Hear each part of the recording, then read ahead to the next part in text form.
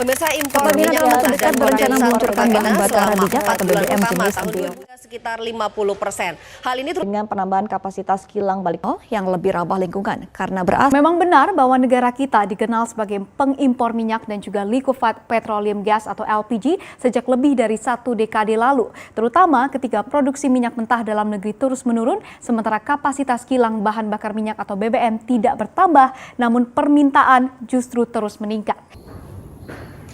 Indonesia selalu berupaya meningkatkan berbagai sektor untuk memenuhi kebutuhan masyarakatnya. Salah satunya adalah memenuhi kebutuhan minyak bumi.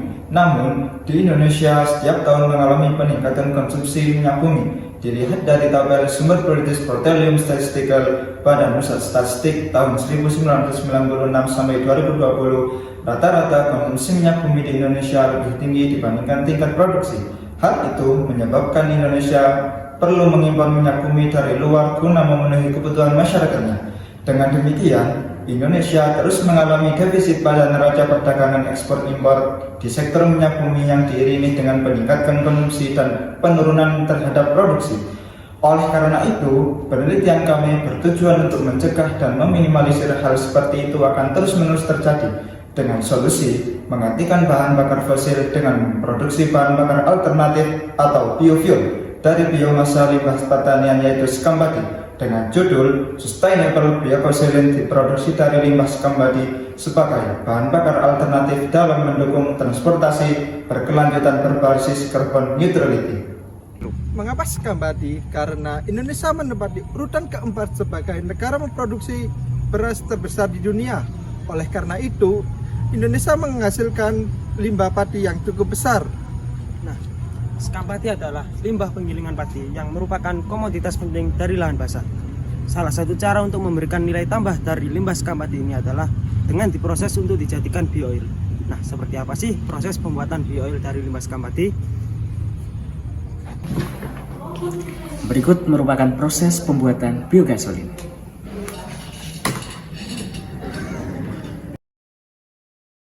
Proses pembuatan biogasolin, energi alternatif solusi untuk masa depan.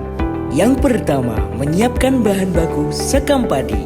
Sekam padi yang diambil dari pengepul sekam padi di daerah sekitar.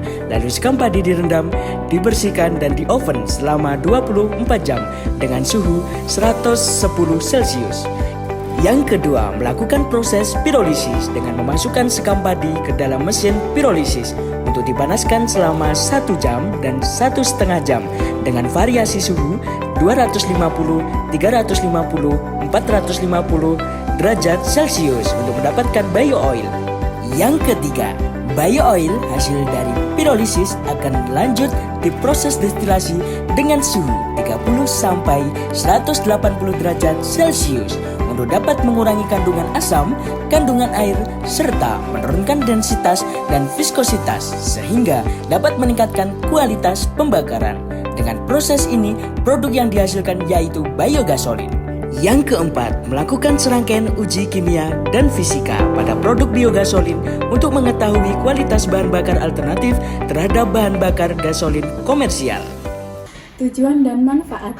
Nah, yang perlu teman-teman tahu, pembuatan bahan bakar alternatif biogasolin ini bertujuan untuk mendukung kebijakan pemerintah tentang transportasi berkelanjutan berbasis carbon neutrality, serta mengurangi ketergantungan terhadap bahan bakar fosil, ditambah dengan menggunakan limbah sekam padi, dapat mengurangi akumulasi sampah untuk mendukung terwujudnya Sustainable Development Goals 2030.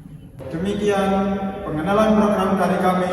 Semoga apa yang diharapkan bisa mewujudkan energi yang lebih bersih dan ramah lingkungan serta dapat membantu masa depan bangsa dan peradaban dunia. Sekian, terima kasih.